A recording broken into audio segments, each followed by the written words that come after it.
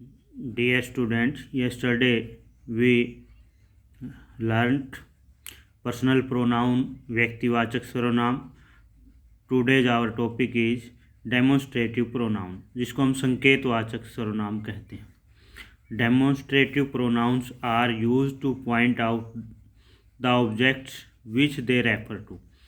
ये वस्तुओं को संकेतिक करने के लिए प्रयोग किए जाते हैं जिसका वो वर्णन कर रहे होते हैं. Singular and plural.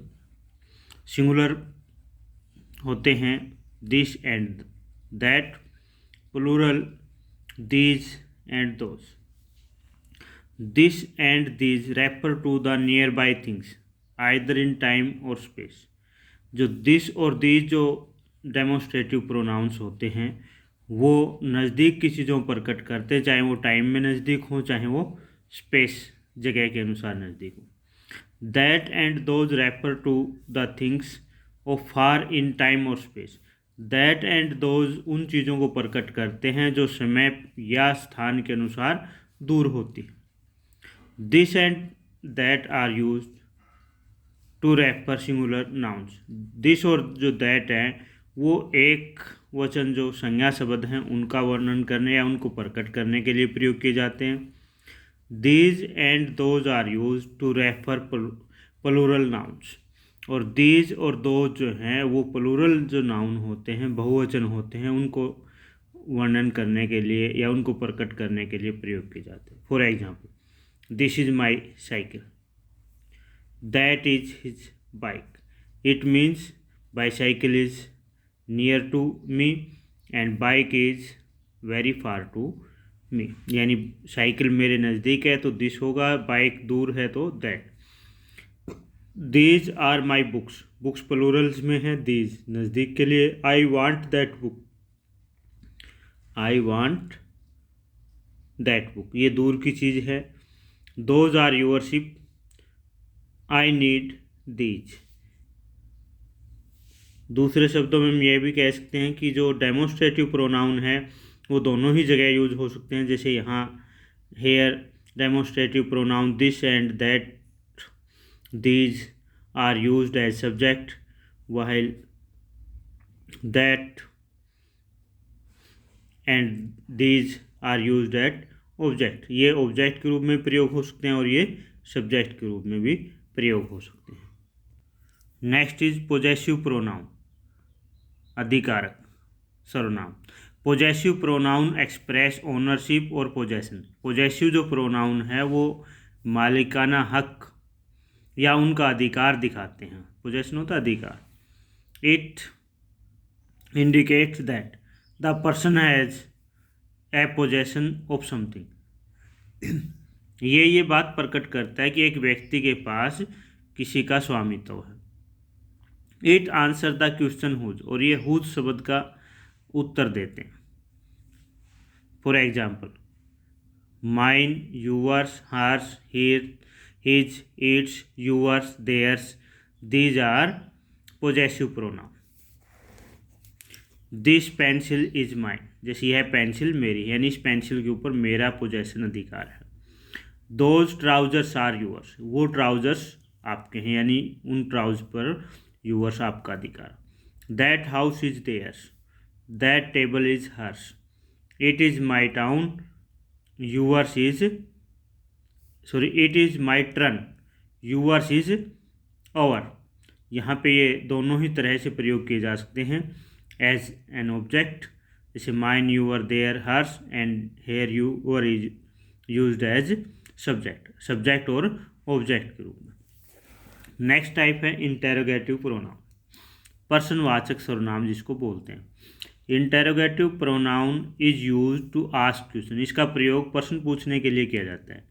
जैसे who, whose, which, what, whom, whoever, whomever, whichever. These are interrogative pronoun. Some points to remember or learn are these. Who, whose, whom refer to persons. Who, whose और whom जो हैं ये एक व्यक्ति का वर्णन करने के लिए प्रयोग किए जाते हैं. Such as whose pen is this, यह पेन किसका है. हु टीचेज यू इंग्लिश, तुम्हें कौन इंग्लिश पढ़ाता है, यानी हुज, हु एंड हुम ये किसी व्यक्ति के बारे में पूछने के लिए प्रयोग किए जाते हैं। Whom do you want to meet, तुम किससे मिलना चाहते हो। Which refer to persons and things, और जो विच है वो दोनों ही चीज़ों को प्रकट करता है। से विच इज़ यूअर बैट, तुम्हारा बैट कौन सा है। विच यहाँ किसके लिए यूज किया गया है, बैट के लिए। Which of you will do this work, तुम्हारे में से ये काम कौन सा करेगा। Which of you will do, यहाँ विच जो है एक पर्सन के लिए प्रयोग किया गया है, यहाँ थिंग के लिए प्रयोग किया गया। What refers to object, ideas, professions, things, animals, its. What जो है किसी ऑब्जेक्ट्स को, किसी आइडियाज़ को, किसी प्रोफेशन व्यवसाय को, थिंग्स वस्तु, एनिमल्स इत्यादि इनको प्रकट करता है। For example, what is your father, आपके पिताजी क्या काम करते हैं, प्रोफेशन के लिए है। व्हाट डू यू वांट, तुम क्या चाहते हो। इट में भी फॉर आइडिया और थिंग्स। व्हाट इज़ दिस, ये क्या है, यहाँ थिंग्स के लिए। What are you looking for, आप किस चीज़ को तलाश कर रहे हो। नेक्स्ट है रिफ्लेक्सिव प्रोनाउंस, निजवाचक pronoun. Reflexive pronoun reflects the subject of the sentence, कहता है जो सेंटेंस है उसके सब्जेक्ट को ही रिफ्लेक्ट करते हैं। They indicate that subject of the sentence also receive the action of the verb, ये भी बताते हैं कि जो सेंटेंस का जो हमारा सब्जेक्ट होता है वही उस वर्ब के कार्य को रिसीव करता है। For example, myself, yourself, himself, herself, itself, ourself, yourself, themself, these are reflexive pronounce.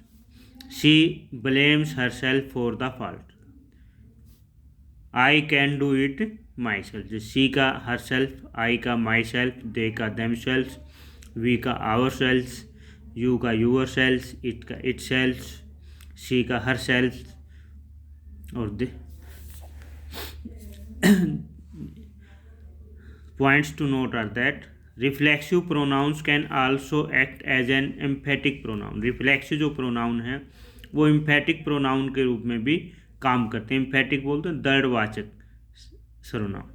The emphatic pronouns emphasize a noun और प्रोनाउन, एम्फेटिक जो pronoun है वो noun और pronoun के ऊपर बल देते हैं, जोर देते हैं। For example, I myself can solve it, मैं स्वयं इसको सोल्व कर सकता हूँ। The city itself is not very large, city स्वयं में इतना बड़ा नहीं है।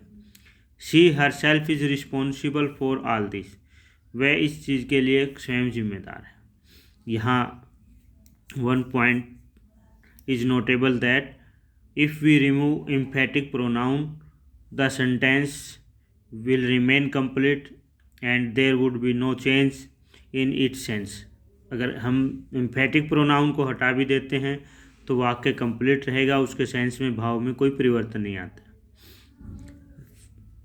सच as I can solve it, यानी मैं इसको हल कर सकता हूँ। This sentence is with complete meaning. Reflexive pronoun, subject plus verb plus reflex.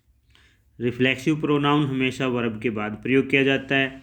Emphatic pronoun verb के बाद भी आ सकता है और तुरंत नाउन या प्रोनाउन के तुरंत साथ भी आ सकता है। Emphatic pronoun can removed from the sentence and it's meaning would not be affected. Emphatic जो प्रोनाउन है उसको सेंटेंस से हटाया जा सकता है और इसका मीनिंग पर कोई प्रभाव नहीं पड़ता। Whereas reflective pronoun can not be removed from the sentence, जबकि रिफ्लेक्टिव जो प्रोनाउन है उसको सेंटेंस से नहीं हटाया जा सकता।